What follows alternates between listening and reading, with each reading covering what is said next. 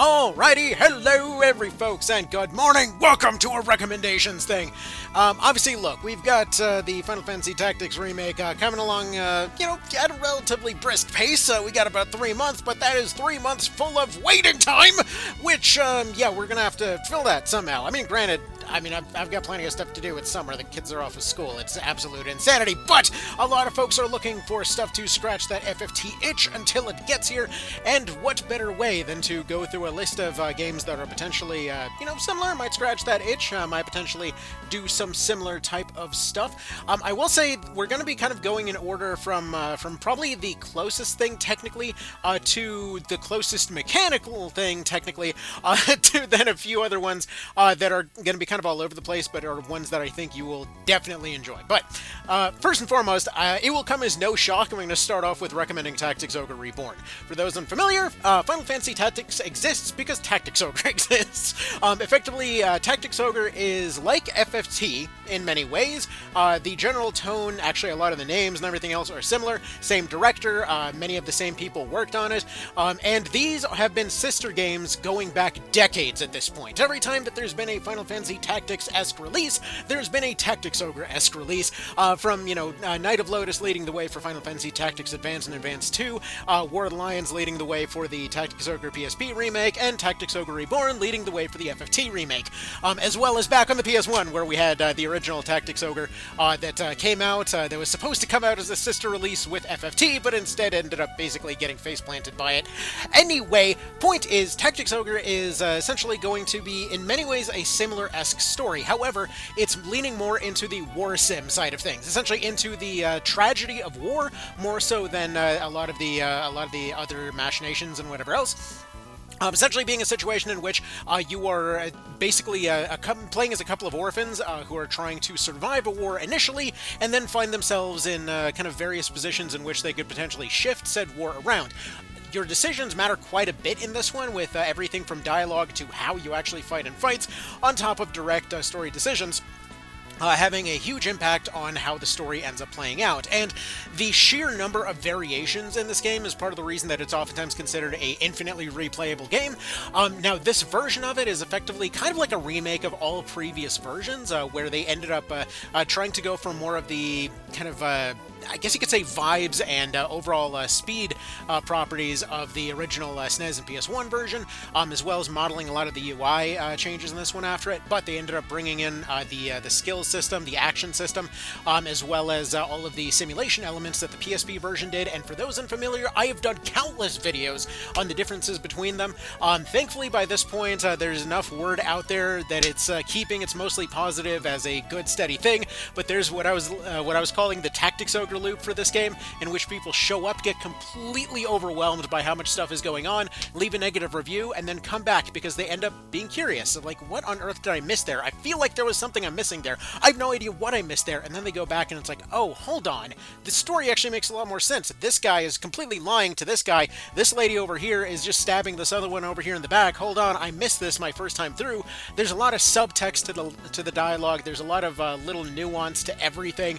And as far as simulation aspects go, there's quite a few of them in there that oftentimes are just kind of there for just kind of expanding the world and whatever else.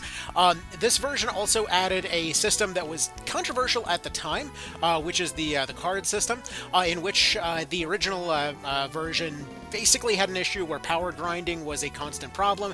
The PSP version tried to address it by making rankable skills. It still was a problem. And so essentially what this version did was they got rid of the ridiculous amount of passives from the PSP version, and instead added a card system in which every character is already pretty good at everything right out of the gate. All of your units are competent soldiers. They are basically living in a place that is in constant war. They better be pretty competent to stay alive in this place. But the thing is, you are constantly looking for advantages. So, for example, your items, your elemental advantages, stuff like that, matter a ton in this game, and so this means you basically create your own overpowered characters over the course of every fight. Like, you have, let's say, an archer, and they do kind of okay damage against most things. They have really long range, and it might seem like they're kind of a lackluster unit, until you realize, like, oh shoot, I can have my Terror Knight go up. They end up using their Lament of the Dead there to terrify a guy nearby them. I have my Beast Tamer go throw some liquor on somebody to breach their defenses, and holy shit, this archer's one-shotting people all of a sudden. Then you go and pick up some physical up cards, realize that these end up scaling up your pocket grenades that you've got your people carrying around. It's like, hold on, I can have my knight go over there, pick up some skill cards, guarantee permanent uptime on his 90% damage reduction. I can have him carry a grenade in his hand and just run up and punch people with it, and that's actually just going to completely ignore their defense, more or less. Fantastic! So, either way, this game's really good if you love creative strategy. It's one of my all-time favorites. I freaking love this game to pieces. Like, I've got thousands of hours in this version.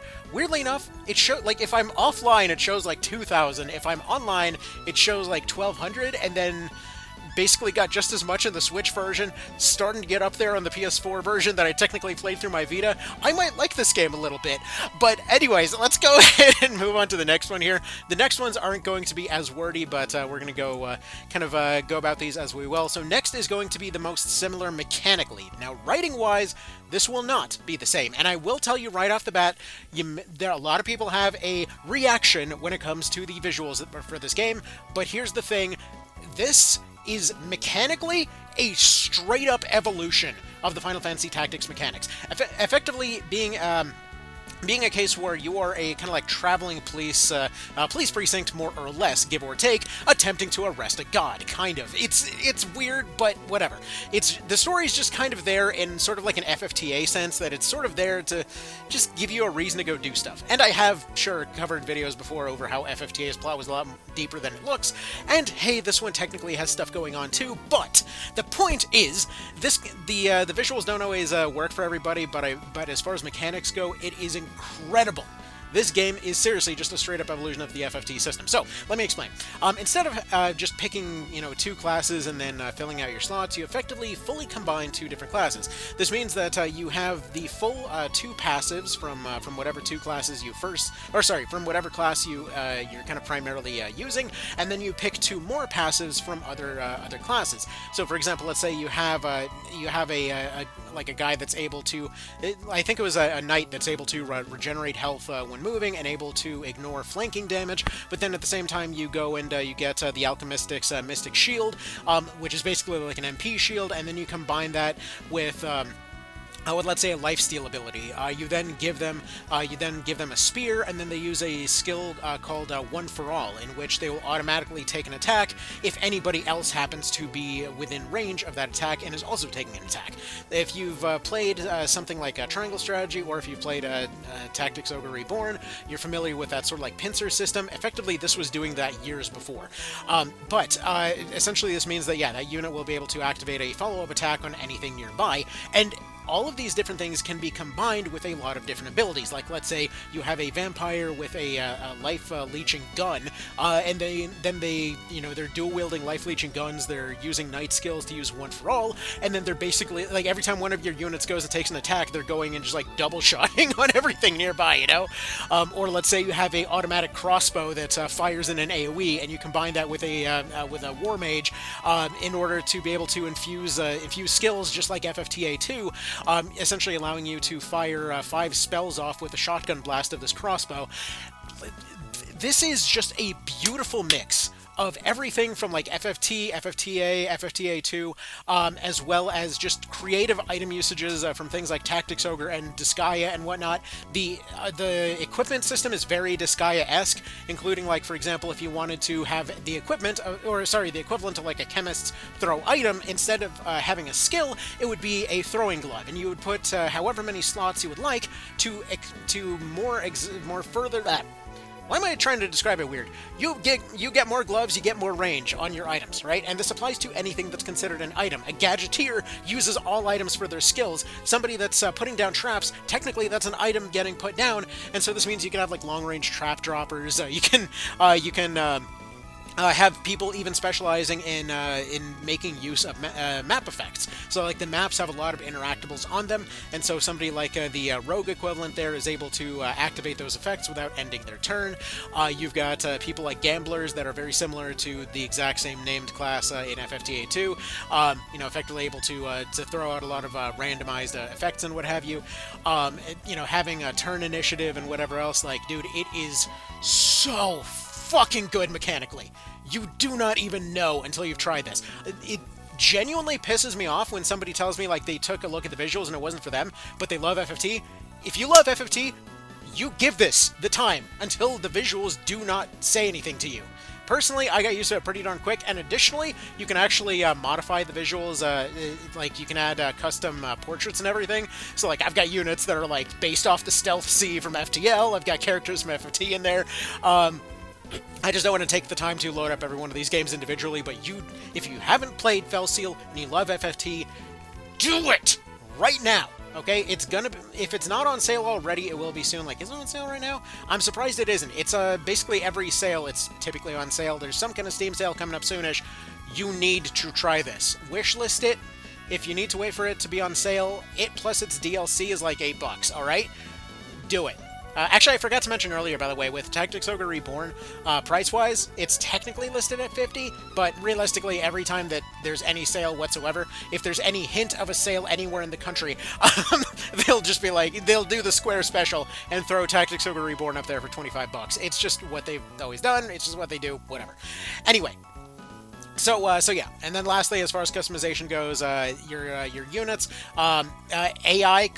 enemy classes are going to stick with the classes that they use, but you're free to change the costumes of your people as you see fit, up to and including accessories, hairdos, whatever else. You can very deeply customize every one of your people. You can get pretty darn insane with it. Hell, even if you wanted to turn everyone into a pumpkin head, you can do that, and you get more options that open up over the course of your playthrough. Okay, next up on the list, you're hearing the music from it right now, another game that just, oh, it warms my heart every time that I boot it up. Kingsvein! God, dude, I love Red Codex. Like, this developer kicks so much ass. It's amazing. Anyway, so, let me explain. So, Red Codex is effectively a single developer studio, more or less. That their whole shtick is that they make kind of SRPGs the way that they want to. Essentially, this is going to be a interesting mix of sort of like, this is going to seem weird to throw out there, but what would happen if your Final Fantasy Tactics was also FFTA, was also Tactics Ogre, but was also like Symphony of the Night? Because you basically have a sort of open world type scenario. You get to pick your fights wherever they happen, as if it's an IRPG or something. You have the timing mechanics from something like FFT. You have a party that technically doesn't have permadeath, but they do lose a little bit of health every time that they go down in a fight.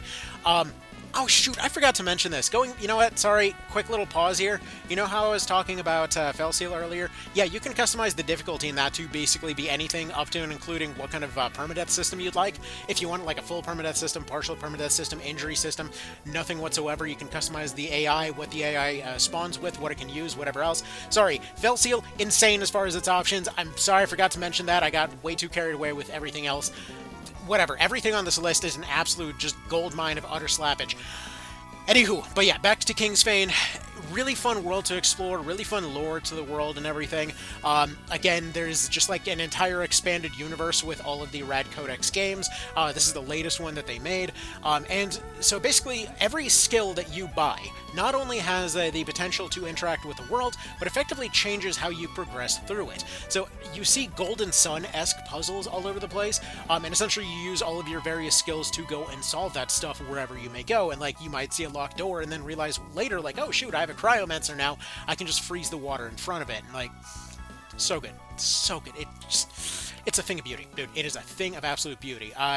Unit build-wise, you have a sort of Ultima-esque system with your equipment, but the skill system is very FFT, being a combination of essentially 3 passives that you can pick from any classes whatsoever. Anybody can equip any equipment, and that equipment is further modifiable with a customization system. As far as movement goes, you actually have kind of the equivalent of the FFT Chocobo with you at all times in the form of your pet dragon, and your dragon additionally can actually learn through its own skill tree and stuff like that. Like, if you teach a clever girl, it basically can become a wizard to some degree and whatnot. It can push things, pull things, whatever else. I forgot to even mention that with that interaction that I was talking about, if, for example, you see an ambush coming up, you absolutely can just go and pull furniture out of buildings to set up a bunch of barricades and give everybody a bunch of crossbows. You know, equip them with bandoliers and additional crossbows on their back so that they don't have to reload.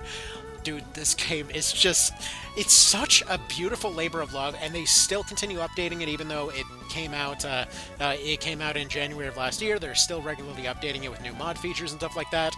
There's people putting out mod campaigns. Like, this is another, like, must-have on your list. I will not hear any excuses. You need this game.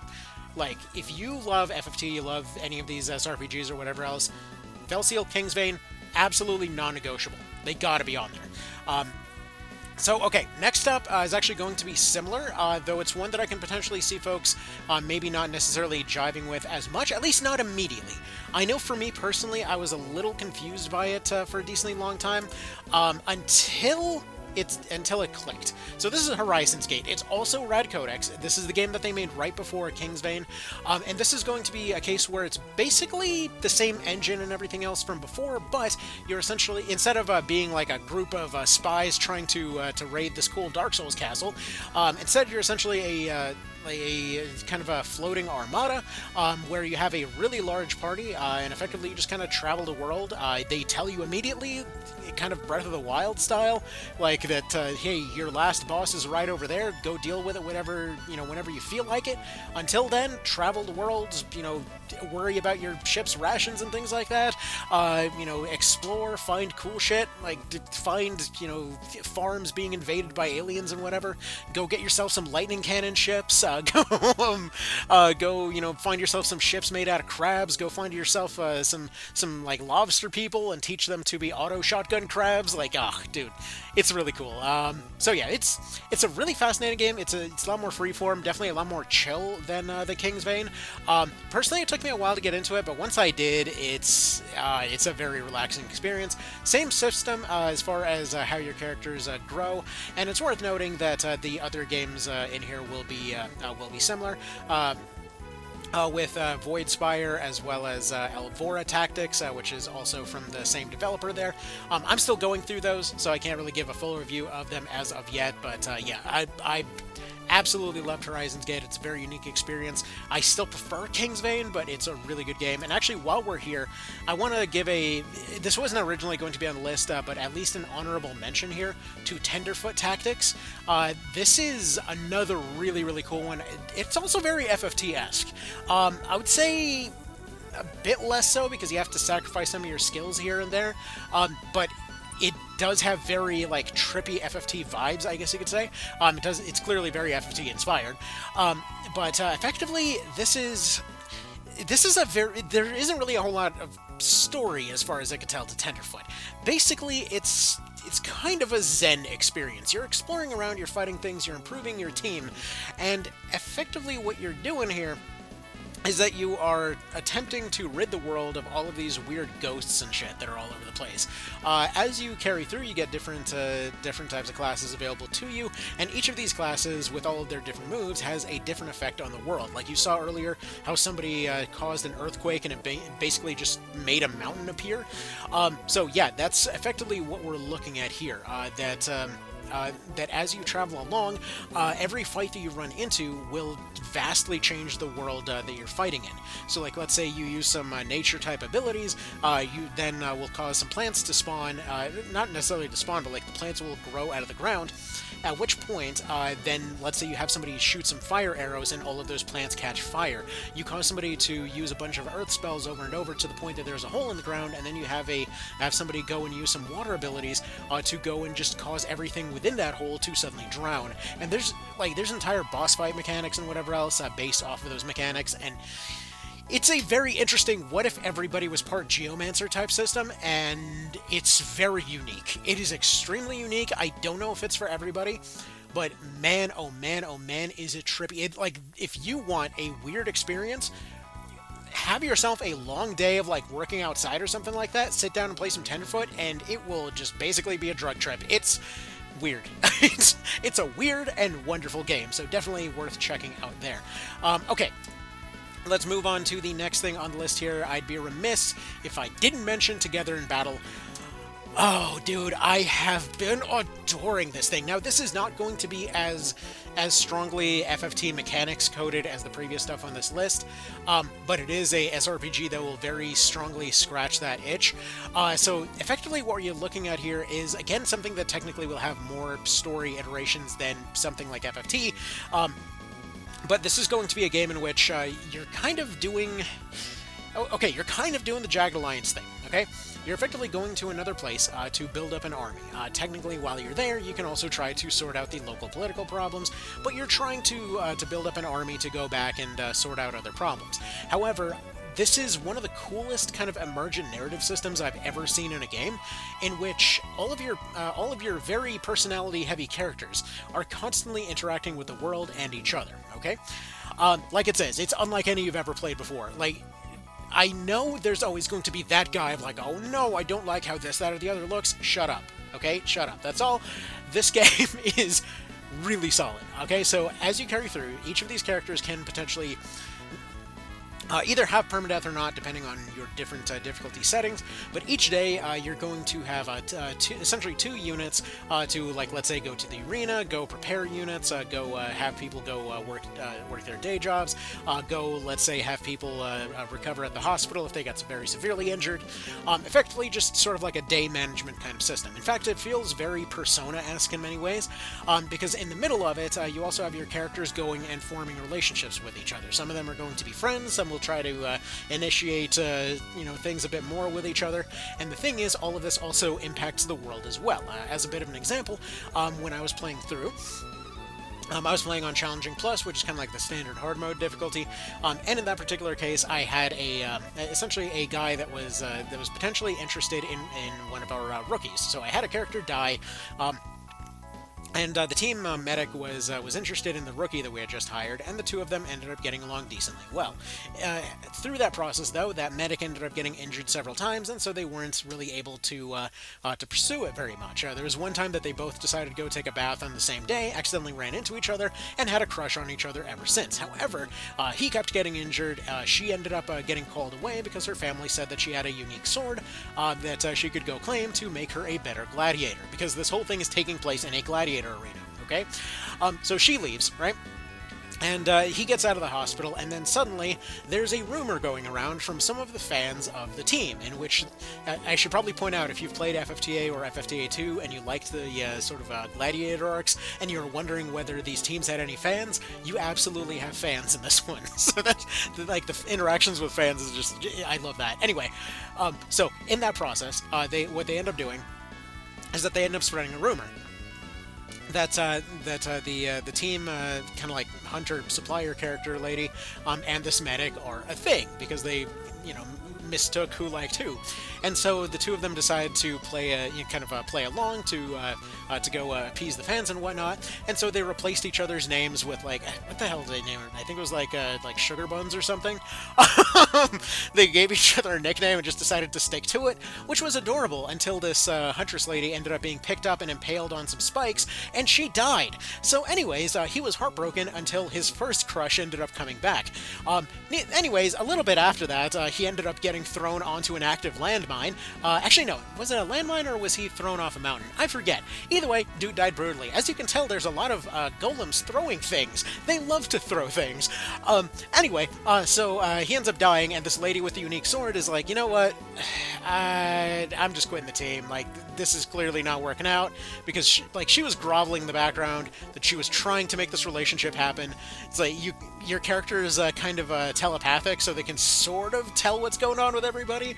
And so it's like, oh, she's clearly upset about something. She's clearly thinking about this person. She's clearly upset about something off in the background. And then just like finally one day they're like, look, dude, he died. I'm done. That was all I was sticking around this whole shit show for. I'm out.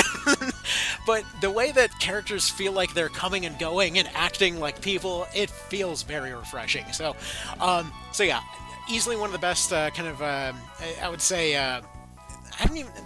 people get mad at me when I call stuff an immersive sim, but really, this is a like immersive gladiator sim kind of thing, I would say. Like seriously, like a more immersive form of Jagged Alliance, but you're in a like medieval gladiator arena in India or something. And additionally, one of those other cool things is that basically any unit can become anything that they want. So like, let's say somebody learns to be a sky kineticist, which is like a debuff wizard, right? And then they wanted to go become a crossbow archer.